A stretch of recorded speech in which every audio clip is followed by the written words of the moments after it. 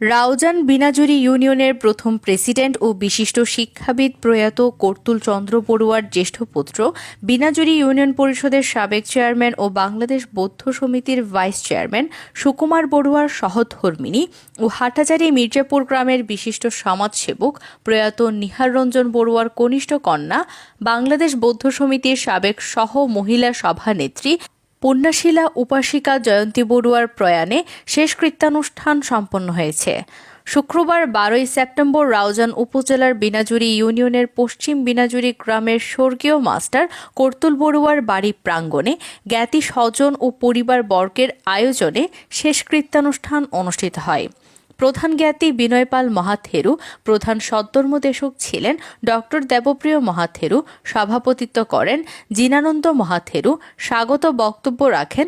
বৌদ্ধরত্ন থেরু সদ্ধর্মদেশক ছিলেন। তিলুকাবংশ মহাথেরু ধর্মীয় আলোচনা করেন। সুগতপ্রিয় মহাথেরু, রতনানন্দ থেরু, লোকপ্রিয় মহাথেরু, বুদ্ধিমিত্র মহাথেরু, শাসনানন্দ থেরু পঞ্চশীল প্রার্থনা করেন। মাখনলাল বড়ুয়া পরিবারের পক্ষ থেকে বক্তব্য রাখেন। বিনাজুরি ইউনিয়ন পরিষদের সাবেক চেয়ারম্যান ও বাংলাদেশ বৌদ্ধ সমিতির ভাইস চেয়ারম্যান সুকুমার বড়ুয়া, প্রকৌশী বিধুভূষণ বড়ুয়া, রূপম বড়ুয়া, প্রণব বড়ুয়া অর্ণব, বিধান বড়ুয়া, উদয় বড়ুয়া ও অ্যাডভোকেট দেবাশিস বড়ুয়ার যৌথ সঞ্চালনায় পারিবারিক পরিচিতি তুলে ধরেন বিদ্যালয়ের প্রধান শিক্ষক রিটন বড়ুয়া।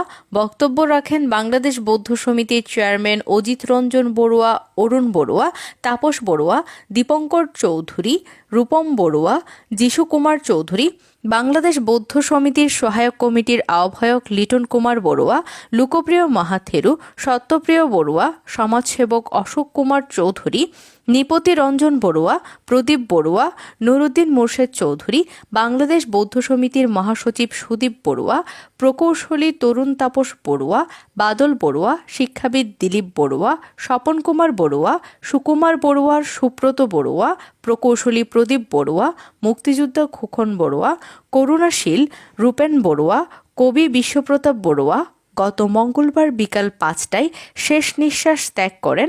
জয়ন্তী বড়ুয়া মৃত্যুকালে স্বামী, ছেলে, মেয়ে সহ অসংখ্য গুণগ্রাহী রেখে যান। আমি ঋণী, অত আমাকে মনে করেন স্ত্রীর কাছে কিভাবে ঋণী হয়। আমার মা বাবা আমাকে যথোপযুক্ত আদর্শ সন্তান হিসেবে গঠন করেছেন, সেজন্য মা বাবার কাছে আমি শ্রদ্ধা জানাচ্ছি। কিন্তু 1974 সালে আমার বিবাহের পর থেকে আমার স্ত্রী আমার পাশে থেকে আমাকে যেভাবে উদ্বুদ্ধ প্রেরণা যোগাইছেন, সেটাই আমি ওনার কাছে ঋণী।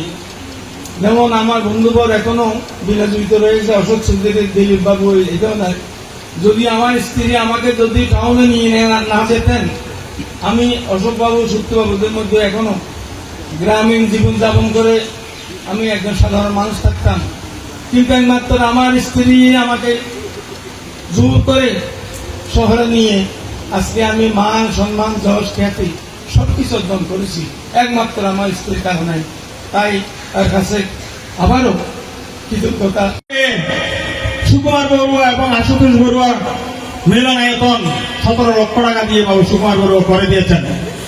এছাড়া সুকুমার বড়ুয়া চেয়ারম্যান থাকাকালীন সময়ে স্কুলের অবকাঠামোগত যে সমস্যা ছিল, সেই অবকাঠামোগত সমস্যা উনি চিরজীবনের জন্য সেটেল করে দিয়েছেন। বিশিষ্ট শিক্ষাবিদ প্রয়াত কর্তুল চন্দ্র বড়ুয়া মহোদয় পরম সত্যবান্তে আসলে ওনাকে